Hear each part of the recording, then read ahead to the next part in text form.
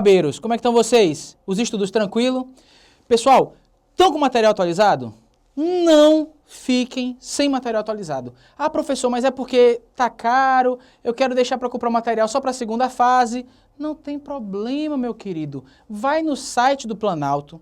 Eu não sei qual é o site do Planalto, faz de conta que eu também não sei. Pai dos burros, pai do nosso amigo, o Google. Vai lá pro Google, brother, né? E aí veja, meu pai dos burros é velho, meu pai que falava isso comigo, Jesus amado. Bom, vai no Google, www.google.com.br, bota na barra de pesquisa assim, CLT e Planalto. Pá, ele vai aparecer o primeiro link, CLT toda atualizada, bonitinha, você clica lá em texto compilado, ele apaga todos os textos anteriores, fica só aquilo que você precisa. Por que eu estou falando isso? Tivemos alterações importantes no processo do trabalho, né? E essas alterações elas vão ser objetos, porque a matéria alterada eram matérias que sempre caíam, principalmente de recurso, tá? Então vai continuar caindo, só que agora com o texto atualizado. Atualize seu material. Súmulas, onde é que eu atualizo, professor? Vai no site www.tst.jus.br e lá você vai ter o link direto, tá certo? Para o livro de súmulas e OJs, todo atualizado. Professor, é porque para mim, para procurar é um pouco complicado.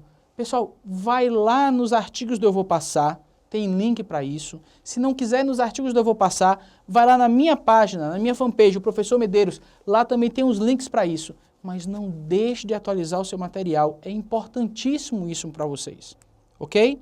Pois então vamos cá. Nessa nossa aula, nós vamos falar e discutir aqui sobre as provas no processo do trabalho. E tentar matar algumas assim, teorias malucas que o pessoal cria. A gente tem algumas lendas do processo do trabalho, né? Por exemplo, quem pede não precisa alegar, porque o jus postulante, né, o jus postulante embora das partes, haverá inversão do ônus de prova. Não é bem assim, tá certo? A gente vai discutir aqui com vocês vão ver que não é tudo que se inverte o ônus de prova, mais do que isso, não é tudo que se faz na hora que se quer. Vamos cá? Então vamos aqui. Questão do exame 14, questão 80. Sandro Vieira ajuizou reclamação trabalhista contra a empresa Trianon Bebidas e Energéticos Limitadas, pleiteando o pagamento de horas extras, pois alegou trabalhar de segunda-feira a sábado, das 9 às 19, com intervalo de 1 hora para refeição. Ora, de segunda a sábado são 6 dias, das 9 às 19 menos 1 hora são 9 horas. Isso já dá aí 54 horas de trabalho. O máximo seriam 44 horas, ok?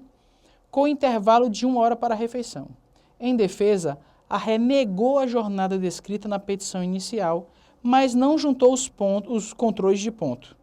Em audiência, ao ser interrogado, o preposto informou que a ré possuía 18 empregados no estabelecimento. Diante da situação retratada e considerando o entendimento consolidado do TST, assinale a opção correta. Ora, aqui eu tenho 3 informações que são importantes. Primeira informação, para cá, o pedido é pedido de horas extras, ok? Segunda informação importante, 18 empregados. Terceira informação importante, entendimento do TST, ok? Lembre-se, a questão não perguntou de acordo com a legislação, perguntou de acordo com o entendimento do TST. Por quê? Artigo 74 da CLT diz que todo empregador que possuir mais de 10 empregados tem a obrigação de apresentar em juízo os livros de ponto. Professor, tem 18 empregados, então ele tinha que apresentar. Perfeito, tinha que apresentar. Multa processual nele. Peraí, calma. A questão quer saber a resposta de acordo com o entendimento do TST. Não é legislação. Então nem me preocupo agora em aplicar o artigo 74, porque ele não é objeto da resposta. Eu só tenho que saber que a empresa deveria ter apresentado esse livro de pontos e não apresentou. Ok? Vamos lá. Alternativa A. Aplica-se a pena de confissão pela ausência da juntada dos controles, sendo então considerada a verdadeira jornada de trabalho, a jornada da petição inicial, na qual o juiz irá se basear na condenação de horas extras. B. Haverá inversão do ônus da prova, que passará a ser da empresa, prevalecendo a jornada da inicial se dela não se desincumbir com sucesso. C. Diante do impasse, considerando que, com menos de 20 empregados, a empresa não é obrigada a manter controle escrito de horários de entrada e saída dos empregados, o juiz decidirá quem competirá o ônus de prova primeiro. O artigo 74 fala, a empresa que tiver mais de 10 empregados tem que apresentar em juízo. Mas o Ministério do Trabalho e Emprego diz que a empresa tem que fazer controle da jornada, controle de entrada e saída dos seus funcionários. Não diz com quantos empregados. Então toda empresa tem que fazer com o livro de pontos, toda. Inclusive o empregador doméstico, que vai ter só uma doméstica, mas já tem que ter livro de ponto. Então a C está errada só por dizer que apenas com 20 empregados, a empresa poderia ou deveria fazer o controle da jornada. Para cá, ele diz assim, ó, com menos de 20 empregados, a empresa não é obrigada a manter o controle escrito de horários. Falso. É obrigatório manter sempre que tiver empregados. Letra D. A falta de controle quando a empresa possui mais de 10 empregados é situação juridicamente imperdoável, o que autoriza o indeferimento da oitiva das testemunhas da empresa porventura presentes. Pessoal, não é imperdoável não ter controle. Não ter controle é irregularidade, ok? Essa irregularidade vai ser observada? Vai. Mas não é, eu não vou dizer, olha, você descumpriu uma norma administrativa, então você vai ser condenado por norma processual. Peraí, tem que ter calma, não é bem assim, tá certo? Vamos para cá, ora, a questão quer saber de mim, o entendimento do TST a respeito de produção de prova para horas extras quando o empregador não apresentou livro de ponto. Para isso nós temos súmulas do TST, para cá. O TST diz o seguinte, súmula 338, inciso 1, é ônus do empregador com mais de 10 empregados o registro da jornada de trabalho na forma do 74, parágrafo 2º. A não apresentação injustificada dos controles de frequência gera presunção relativa da veracidade da jornada de trabalho, a qual pode ser ilidida por prova e contrário. Para. Com mais de 10 empregados, eu tenho que ter e apresentar livros de pontos para a justiça. Se eu não tiver, eu estou descumprindo uma norma. Se eu não apresentar, eu estou descumprindo outra, ok? Significa dizer que eu tenho que ter e apresentar, tá? Beleza. Inciso 2. A presunção de veracidade da jornada de trabalho, ainda que prevista em instrumento normativo, pode ser elidida por prova em contrário. Eu tenho aqui prova em contrário, tenho aqui prova em contrário. 3. Os cartões de ponto que demonstram horário de entrada e saídas uniformes são inválidos como meio de prova, invertendo-se o ônus da prova relativa às horas extras, que passa a ser do empregador, prevalecendo a jornada da inicial, se dele não se desincumbir. Para tudo, olha que legal.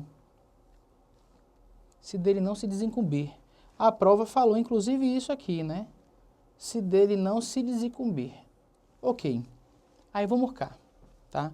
Primeiro, eu tenho uma relação de emprego em que houve a prestação de serviço extraordinário. O trabalhador disse que trabalhava 10 horas por dia, menos 1 de alimentação, 9 horas por dia de segunda a sexta-feira. Ok? É mais do que 8 horas diárias, mais do que 44 horas semanais, existe hora extra. Perfeito? Bom, além disso, a prova diz o seguinte pra gente, ou a súmula diz o seguinte pra gente, que existirá inversão de prova. Quem é que tem a obrigação de provar aquilo que pede na Justiça do Trabalho? Empregado ou empregador? Olha a pegadinha. Quem alega? Artigo 818 da CLT. Diz que o ônus de provar é de quem alega. Lê lá, eu espero. Viu aí? Bom, então veja, se o ônus de prova é de quem alega, como é que funciona essa inversão de provas? Você pode até ter discutido na faculdade dizendo, olha, sempre que o empregado vai pedir alguma coisa, inverte o ônus de prova. Não é sempre, tá? A gente vai discutir na revisãozinha lá no final da aula, quando é que inverte esse ônus de prova, ok? Mas, em regra, eu inverto o ônus da prova sempre que houver aqui, certo, o descumprimento de uma norma. O empregado está pedindo hora extra. O empregador deveria ter apresentado o livro de ponto e não apresentou. Eu inverto o ônus da prova, que vai ficar na mão do empregador. Ele pode provar o contrário? Pode. Veja que a súmula diz assim, ó, pode ser elidida por prova e contrário, pode ser elidida por prova e contrário. Na letra B diz assim, haverá inversão do ônus da prova que passará a ser da empresa, prevalecendo a jornada do trabalho. Ok. Na letra A, Aplica-se a pena de confissão pela ausência da juntada dos controles, sendo então considerada verdadeira. Por que vai ser considerada verdadeira se pode ser ilidida por prova em contrário? Então A está falso. Ora, se eu posso ilidir aquela presunção por prova em contrário, significa dizer que a minha presunção é uma presunção relativa, não é presunção absoluta. Só vai ser aplicada aqui a veracidade dos fatos da outra parte se eu não provar nada. E eu posso provar por prova exclusivamente testemunhal, não tem problema. Na minha petição não vai ter prova nenhuma, vai ter apenas alegação. Onde é que vai estar? As provas com as testemunhas no dia da audiência, ok? Alternativa correta, letra B. Toda vida, pessoal, que eu falo em registro de ponto e não apresentação de registro de ponto, tá certo? Eu inverto o ônus de prova. Toda vida, por cá, que eu falar em cartões de pontos uniformes, eu falo em inversão de ônus de prova. Então, sempre que o empregador tem a obrigação de apresentar o livro de ponto e não apresenta, inverte o ônus. Sempre que o empregador que tem a obrigação de apresentar o livro de ponto, ou não, apresenta o livro de ponto inservível como prova, inverte-se o ônus da prova. Beleza? Alternativa correta, letra B do gabarito, marcada a questão, vamos para a próxima. Exame 15. Simone, ré em uma demanda trabalhista ajuizada por sua ex-empregada doméstica, em audiência una, requereu ao juiz o adiamento para a juntada de posterior suplementar, ou de posterior juntada de documento suplementar, que não conseguiu obter, pois se referia ao depoimento prestado pela ora autora em outro processo como testemunha, na qual confessava nunca haver laborado em hora extraordinária. O documento não foi obtido por Simone, pois logo após a audiência daquele processo, os autos seguiram para a conclusão, sem que fosse permitido a ela o acesso ao depoimento. Deixa eu só explicar isso aqui, tá? A Simone está sendo processada por sua empregada doméstica. Então, Simone está sendo processada por Maria, que é a empregada doméstica, Maria dizendo que trabalhava hora extra. Simone queria, como prova para esta reclamação trabalhista, levar um depoimento de Maria num outro processo, em que Maria afirma que nunca trabalhou hora extra. Ora, se ela diz num processo que nunca trabalhou hora extra, e no outro processo que trabalhou hora extra, num dos dois ela mentiu. Então, serve para mim no processo apresentar como prova, no processo que ela pede hora extra, para dizer como é que ela está dizendo a excelência que ela quer hora extra, se aqui nesse outro processo ela disse que nunca trabalhou hora extra. Pá, matava o processo. Só que foi negado a ela acesso ao outro processo porque o auto estava concluso. Por favor, pessoal, eu já ouvi advogado dizer o seguinte, autos conclusos significa assim, concluso com, cluso, juiz, concluso com juiz. Já vi advogado falar isso. Não cometa essa besteira, não. Auto concluso significa dizer que os autos foram feitos todos os andamentos necessários e depois dos andamentos, o auto está na mesa do juiz. O processo hoje é digital, não está na mesa, está na caixa de entrada do juiz, o e-mail bonitinho lá para ele poder resolver aquele processo. Mas significa dizer que está na mão do juiz, está com o juiz. Como é que eu vou pegar a ata de audiência? No processo digital é fácil. Eu vou no processo, vou na ata do processo, vou lá no sistema, imprimo a ata. Mas nos processos físicos, eu tenho que pegar o processo. Ora, o processo está concluso, está na mão do juiz. Eu vou dizer, ei juiz, olha para o lado de lá. Quando ele olhar, eu pego o processo e sai correndo. Não, não dá. O processo está com o juiz não abre mão. Ele quer julgar o processo. Eu não tive acesso, se eu não tiver acesso, não tem como pegar aquela prova. Ok? Vamos continuar. O juiz da causa, ora em audiência, indeferiu o adiamento requerido por Simone. Simone falou, ó juiz, remarca a audiência, porque eu ainda não tive acesso ao documento. Quando eu tiver acesso ao documento, eu lhe aviso, aí você marca a audiência. O juiz disse, não, minha amiga, a audiência aqui no processo é una. Se você não trouxe prova, o problema é seu. Vamos cá. Condenou ao pagamento de horas extras. Ou seja, ele indeferiu o adiamento da audiência para que ela pudesse provar. Como ela não provou, condenação. No prazo do recurso ordinário, Simone finalmente teve acesso ao documento que comprovava a existência do labor ou a inexistência do labor extraordinário. Então, veja, no dia da audiência eu pedi para remarcar, o juiz não remarcou, depois ele julgou o processo. Julgou o processo, ele me condenou. Quando foi publicada a sentença dizendo que eu perdi o processo, que eu estou condenado a pagar, sei lá, 30 mil reais de hora extra, aí eu pego a ata de audiência que dizia que a minha empregada nunca tinha trabalhado hora extra. Eu digo, opa, morto de feliz, serelepe, chego lá no fórum, ó, aqui ó, tô com documento, agora o juiz vai ter que refazer a audiência. Aí o cara diz, ei patrão, a audiência foi publicada, ou a sentença foi publicada, não tem mais como refazer a audiência, acabou o processo. Eu vou sentar e chorar, vou ligar, ei mãe, me ajuda aqui, ou então vou esperar o Chapolin Corolado? Não dá. Não dá para esperar um super-herói. Eu vou ter que fazer algo. Aí a questão quer saber exatamente isso. Eu estou em posse daquele documento que prova que eu sou inocente. Mas já foi sentenciado o processo. O que é que eu faço? Vamos cá. Letra A. Simone poderá juntar o documento no recurso ordinário. Letra B. Não cabe juntada do documento em recurso ordinário. Letra C. Precluiu a possibilidade de produção da prova documental por Simone. Letra D. Simone só poderá juntar o documento em embargos de declaração. Para começar, que embargo de declaração também é recurso.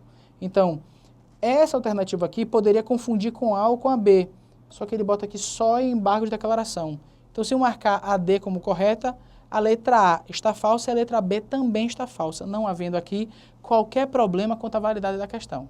Minha dúvida é, pode ou não pode juntar o documento? O documento existe ou não existe? Que tipo de documento é esse? Ora, eu sei que na audiência de instrução, todos os documentos têm que estar nos autos.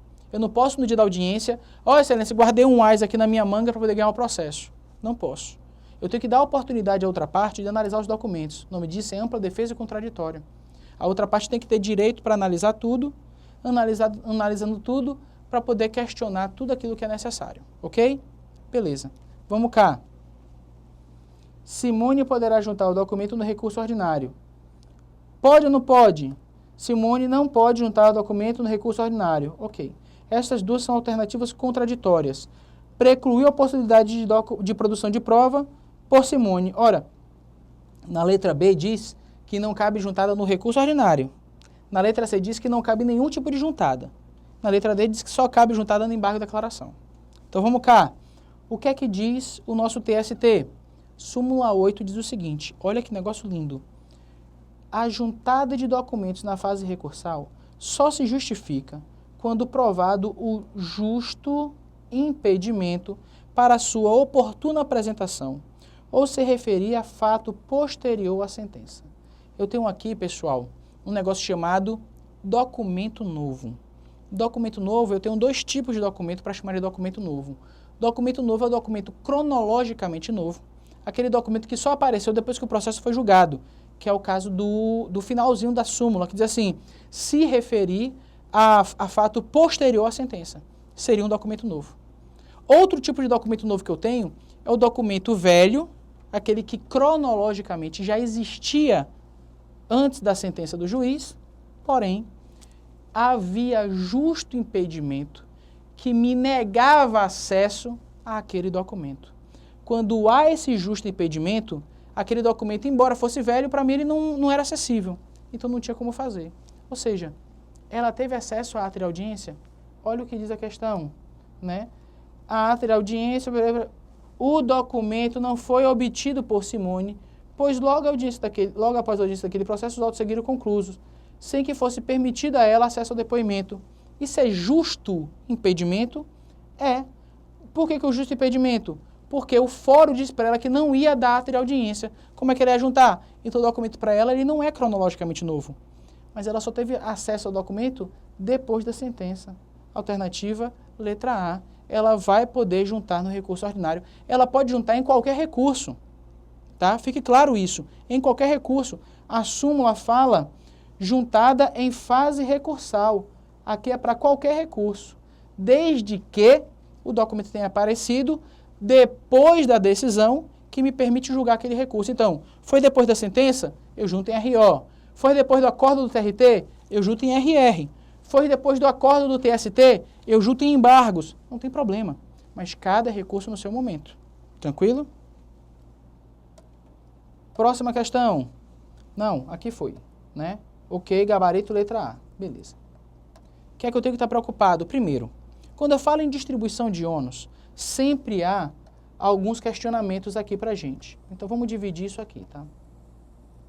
Eu tenho basicamente dois tipos de direitos no processo do trabalho. E isso aqui, pessoal, é uma divisão doutrinária. Serve para mim, para que eu possa, dentro do processo, garantir uma discussão posterior, ok? Então, toda vida que eu falar em provas, em direito no processo, você tem dois tipos de direitos. Os direitos comuns a todas as relações, os direitos que ocorreram no caso concreto, mas que não é comum para todo mundo, tá? Direitos ordinários, vamos lá, vamos para aqui para o quadro. Eu tenho, por exemplo, FGTS, INSS, salário, tenho férias, tenho 13º salário, tenho, tenho assinatura na CTPS, tá certo? E aí a assinatura é para todo mundo também, tá? Todo empregado. Vou ter aqui direitos, tá? Professor, todo empregado recebe salário? Lembra que a professora Kelly Amorim falou para você sobre reconhecimento da relação de emprego? Quando é que eu identifico o empregado? Eu identifico pelo cumprimento de 5 requisitos. Subordinação, se submeter às normas da empresa. Pessoalidade é a pessoa contratada que realiza o serviço e ela deve ser pessoa física. Onerosidade deve receber cascalho, din-din, moeda. Não eventualidade, a relação de emprego tem que ser contínua. E alteridade, o risco não pode ser do trabalhador, tem que ser do tomador do serviço, do empregador. Se eu tenho 5 requisitos da relação de emprego, eu vou ter um empregado. Onerosidade é uma delas. Então, todo empregado, sem exceção, recebe salário. Eu não posso dizer, olha, eu vou trabalhar, mas eu vou trabalhar apenas para aprender aqui uma coisa. Não, não existe isso. É empregado? É empregado. Então, o empregado recebe salário. Não recebe engrandecimento pessoal? Recebe salário. Quem recebe engrandecimento pessoal é trabalhador voluntário, que vai trabalhar porque ele quer trabalhar, mas ele não é empregado, não se aplica CLT para ele. Professor, para o empregado doméstico também não se aplica CLT. Não se aplica. Então, o empregado doméstico não precisa receber salário? Oba, beleza, vou parar de pagar para Maria. Não, pelo amor de Deus, não faço isso não. Está garantido lá pela Constituição, está garantido na lei do empregado doméstico, que o doméstico tem direito ao salário. Salário justo. Tá? Salário mínimo é justo. Não é, mas é dado pelo governo. Okay? Empregado rural, se aplica CLT? Não, não se aplica CLT. Maravilha, vou fazer uma fazenda, botar 100 pessoas para trabalhar e não vou pagar para ninguém. Meu amigo, você trabalha escravo. A lei do empregado rural, a lei 5889 de 73, ela fala, empregado rural, ele recebe salário. Ok? Então, todo empregado, e para alguns tipos de trabalhadores, salário é comum.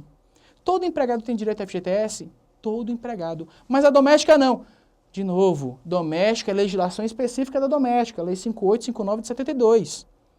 Todo empregado regido pela CLT tem direito a FGTS, tem direito a INSS, tem direito a salário, tem direito a férias, acrescidas férias daquele valor de 1/3 garantido pela Constituição Federal, tem direito a 13º, tem direito a carteira de trabalho assinada, se não for assinada a empresa vai ter que assinar ou vai pagar multa por isso. Tranquilo? Então todos eles têm. Professor, direitos extraordinários, dá exemplos aqui, vamos para cá para o quadro. Dano moral, assédio moral,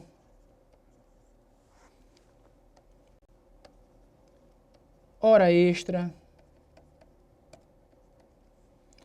adicionais, exemplo, periculosidade, insalubridade, transferência, noturno. Professor, mas tanto o trabalhador tem direito? Calma. O que eu estou dizendo é o seguinte. Quando eu falo em direitos ordinários, são aqueles direitos que todo empregado tem, independente, tá certo? Independente do seu contrato de trabalho, independente das condições de trabalho, independente de como viva aquela relação. Por ser empregado ter garantido o cumprimento dos 5 requisitos, ele vai ter direito. E se ele for trabalhador, professor, porque ele só tem não tem a carteira de trabalho assinada? Ora, a carteira de trabalho, ela é prova ou ela é condição para a relação de emprego? Ela é prova, não é condição. Não ter carteira de trabalho assinada não quer dizer que eu não sou empregado, não. Eu posso ser. Princípio da primazia da realidade. A professora Kelly falou perfeitamente sobre esse princípio. Beleza? Então, o princípio da primazia da realidade diz que mais vale os fatos, mais vale o que ocorre face ao que está documentado. Então, eu não ter a carteira de trabalho não quer dizer que eu não seja empregado, não. Eu posso ser e ainda ter direito à assinatura daquela carteira, ok? Então, todo empregado tem direito. Os direitos ordinários é aquilo que todo empregado tem. Ora, veja aqui. Como é que eu provo que eu não recebi salário? Como é que eu provo que eu não recebi salário? Eu vou mostrar o meu contrato cheque não. Eu vou mostrar, já sei. Eu vou puxar o extrato bancário mostrando que eu estou zerado. E se o patrão pagasse em outra conta? Você vai ter uma conta com status zerado, mas você recebeu salário. Como é que eu provo? Não provo. Sacou aí, pegou a sacada? Esses direitos comuns, ordinários, a todos os empregados, quem tem os meios de prova é o empregador. Tá? Quem tem os meios de prova é o empregador. Para cá. Então, nos direitos ordinários, eu vou botar até de outra caneta aqui, quem tem meio de prova é o empregador.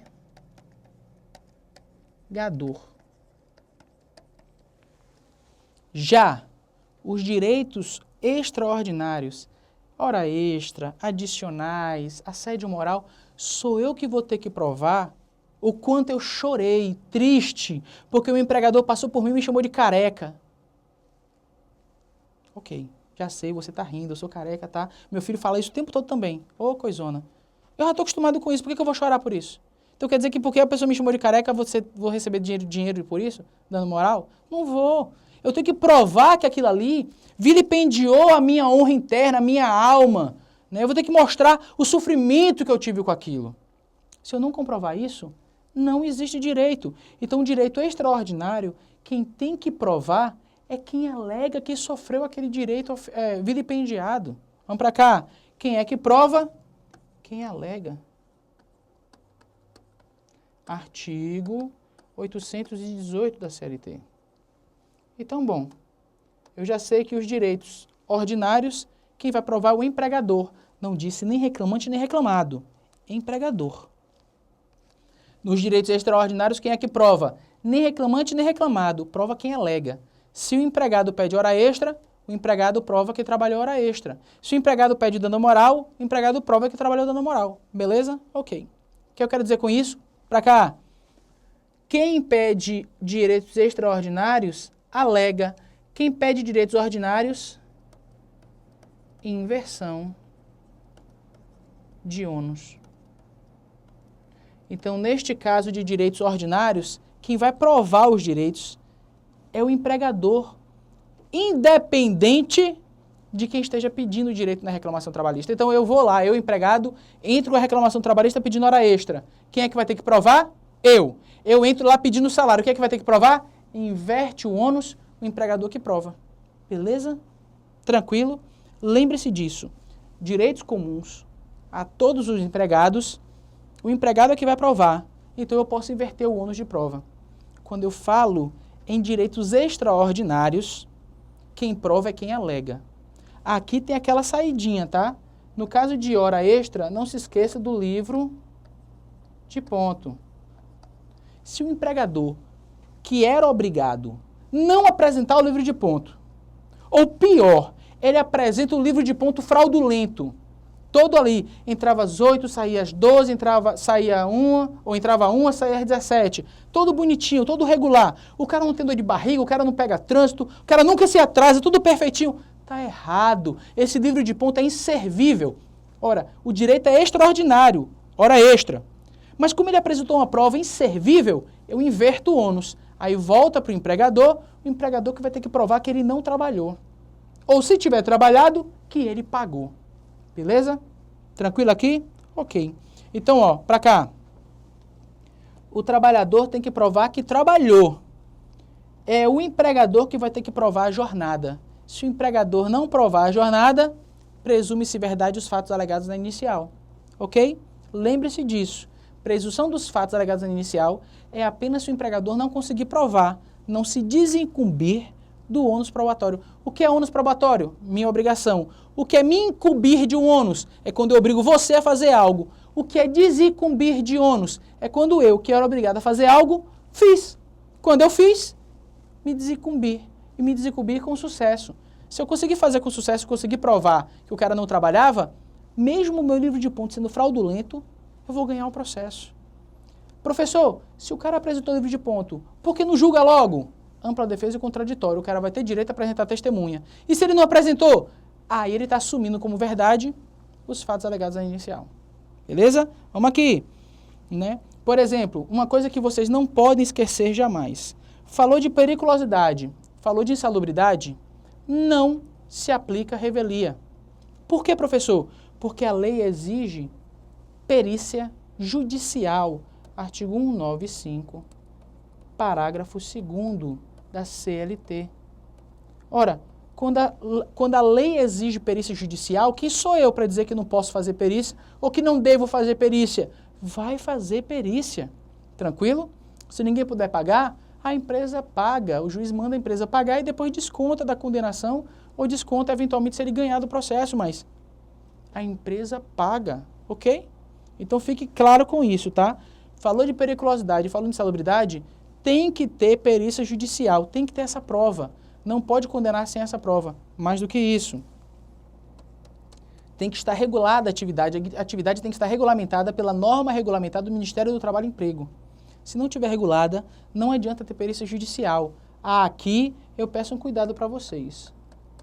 Súmula 453 do TST. Essa súmula eu vou explicar para vocês na última aula, que eu vou fazer um apanhadozinho geral, mas fique ligado no seguinte, essa súmula, ela retira essa obrigação de perícia judicial. Beleza? Pois então, pessoal, vamos seguindo. Obrigado pela presença de vocês. Fique com Deus e até a próxima aula.